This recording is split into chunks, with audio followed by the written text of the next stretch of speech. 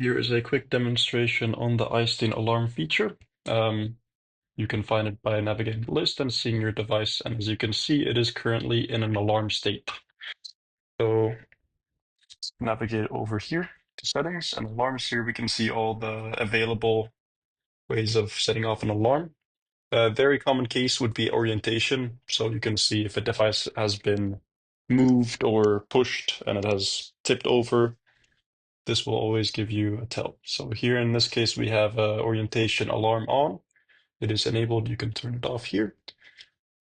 And here it does show if a value or the angle of the device is more than 90 degrees from the parallel, it will set off the alarm, letting you know that it has been tipped over.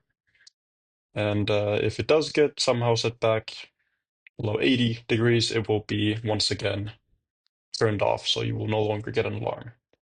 A couple other features here would be usually when it sets off an alarm, it just sends an alarm. But if you do want more frequent updates after the alarm has been set, you can set it over here and set the frequency from anywhere from 8 hours to 2 minutes.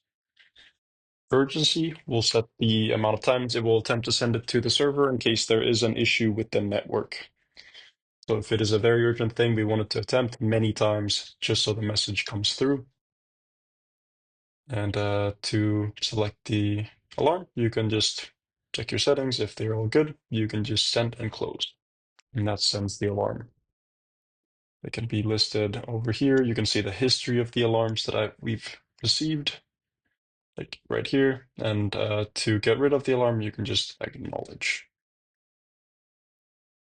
There you go. And status is okay once again.